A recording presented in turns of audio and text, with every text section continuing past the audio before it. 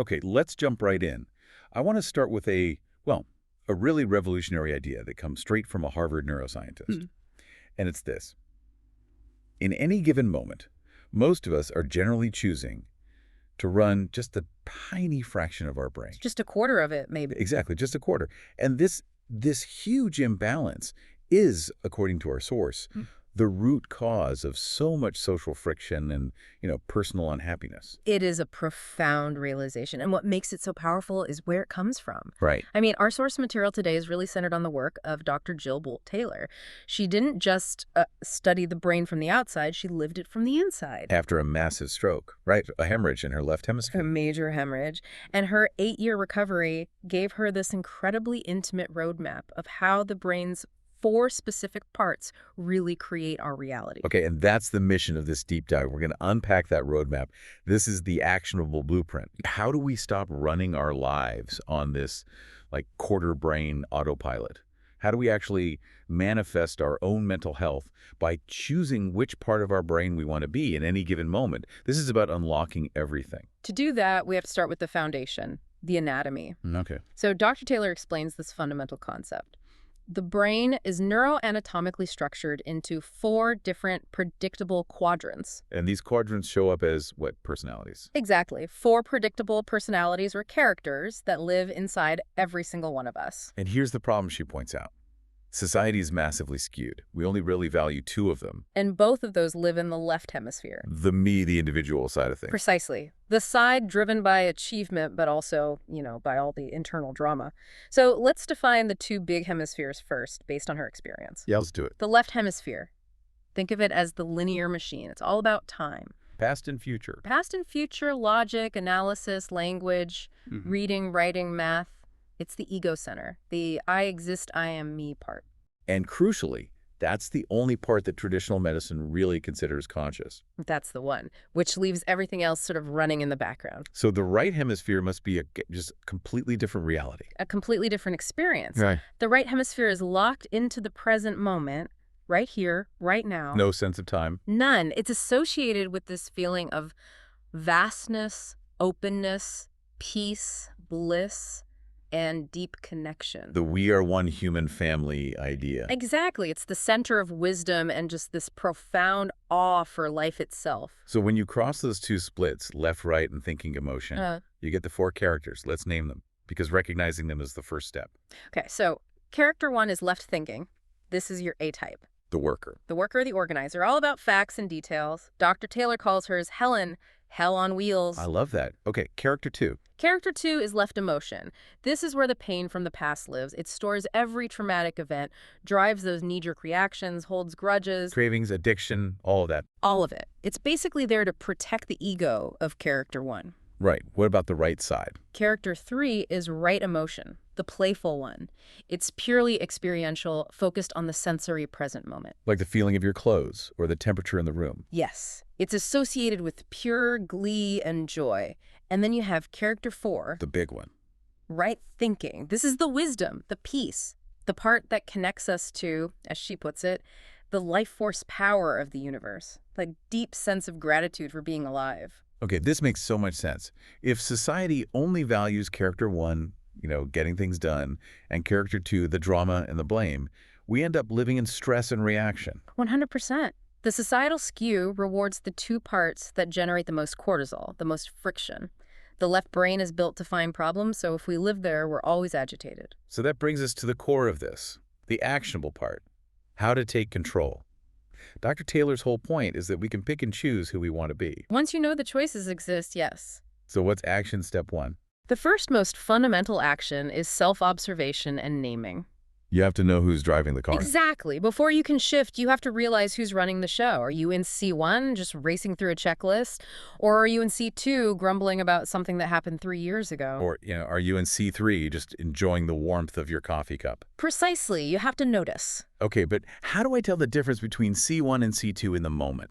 They both feel like stress to me. That's a great question. C1 is productive stress. It's focused on the doing, the deadline, the to-do list. The future. Yes. C2 is resentment stress. It's focused on the past and the grudge. C2 is the voice that says this isn't fair because of what they did. It's that gut level emotional reaction. If you feel like growling at someone, you're in C2. That is a very clear distinction. Okay, so action step 2. Right. We have to master our rhythm, shifting from push to pause. Right. The left brain, C1 and C2, is the push. It's all cortisol and effort. The right brain, C3 and C4, is the pause. We're biological organisms, you know. We need rhythms, not just constant output. We need specific glee activities, as she calls them. We do. Little actions that trigger that right hemisphere pause. I love that example you shared about the physicians. In the middle of this high-stress ER, they were told to draw hopscotch outside. Just to force a moment of C3. It's instant whole-body joy. It shuts up the analytical mind because you're totally absorbed in a sensory, physical activity. So it could be anything like that. Anything.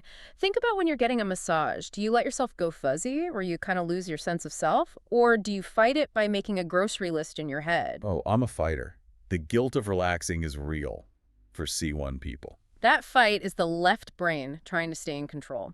C3 is just about sensory input. When you shower, feel the water pressure, the temperature. That's your pause button right there. Okay, let's talk about the big one. Character 2.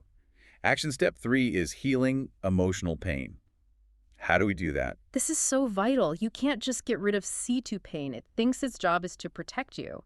The problem is when that protection becomes a lifestyle. A constant loop of victimhood. Exactly. So when that C2 pain comes up, that resentment, that old memory, the action is to pull energy into C4, into your wisdom. So C4 is like the wise internal parent. The perfect description. Yeah. C4, the wise queen, sends a message to that wounded C2 part. I love you. You're safe. Thank you for this information. So you acknowledge it, you value it. And then you allow it to shift from being a lifestyle to just being information. You hold it, you hear it, and you self-soothe it. Which leads right into action number 4. Mastering emotional time.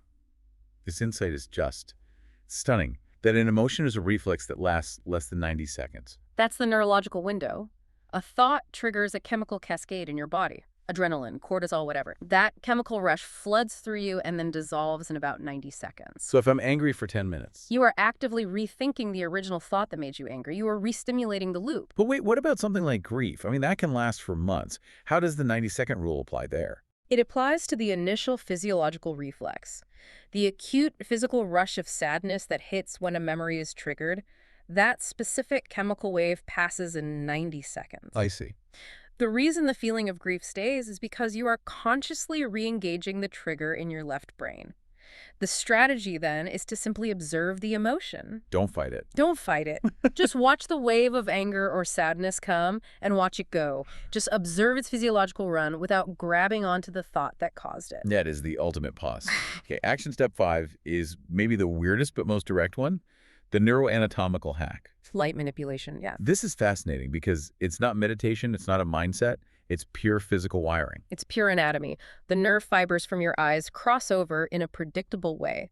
So by strategically blocking the lateral or the outside light from one eye, you can preferentially stimulate the opposite hemisphere. So if I want to focus on some detailed work, I stimulate the left hemisphere. Correct. You enhance analytical C1 focus. But if you block the light to favor the right hemisphere, Calmness, relaxation. profound relaxation. You move into C3 and C4.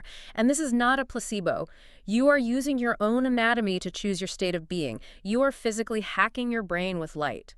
This all brings us to the final and maybe the most crucial section, the foundational blueprint. The hardware. Right. All these mental hacks don't mean much if the hardware is failing. Absolutely. We always forget this basic biology. Mental health is 100% dependent on brain health, which is 100% dependent on the well-being of your cells. So let's really dig into these. Action step 6, prioritize sleep. This is non-negotiable. It's everything. Sleep is your brain's sanitation system. When you're awake, your 800 billion cells are working, creating waste. Okay. When you sleep, the microglia, think of them as the custodial staff, come out and clean up all that metabolic garbage. Wow, 800 billion cells. The scale of that is incredible. So if I skip sleep, I'm forcing my brain to swim in its own trash. That's a perfect way to put it. It's why you feel foggy and irritable. Your system is literally clogged. Good sleep is what makes you wake up feeling crisp and fresh. Okay, next up, action step 7, hydration and nutrition. Your body is basically a big liquid ball of cells. Hydration is critical for the electrical signaling between them. And for nutrition, a key insight is to avoid preservatives. Because you're literally preserving them inside your body. You are preserving them. It completely reframes what processed food is. And, be mindful of sugar. Fresh fruits, vegetables, that's the high-quality fuel your cells need to keep C1 working and C4 feeling peaceful. And finally, action step 8, movement and neuroplasticity. Movement is essential. It's pure C3 activity. It forces you into the present moment, but it's also critical for learning. How so? Well, say you're learning to play tennis. C1 gives you the plan, the details, the rules, but it's the repeated movement, the practice, that lets C4 step in and integrate the big picture. So the skill becomes intuitive. Becomes fluid. The takeaway here is that your brain isn't a computer you can just run until it blows up. It has rhythms. You have to respect them. So when we put all this together, what's the synthesis? What's the final message? It's liberation. The synthesis is that you have 4 predictable personalities inside of you. And if you're in a relationship, get this, you're dealing with 8 of them in the room. Wow. But you, the conscious observer, get to choose who is speaking. Whole brain living is about finding that balance between character 1's effectiveness and character 4's deep, non-negotiable peace. And that piece connects to Dr. Taylor's final reflection, which is just feel awe for life. Yes. Recognize the miracle that you're even here. She points out that during gestation, your cells were multiplying at 250,000 new cells per second. When you really let that sink in, when you access that C4 awe, connection and love just become paramount. It balances out all the stress and criticism from the C1, C2 side. Which brings us to our final provocative thought. And this is maybe the simplest action you can take today. Your life is worth 30 seconds. I love that. If you're rushing, if you're stressed, if you're about to angrily pull out into traffic, just take a breath. Take a 30-second pause.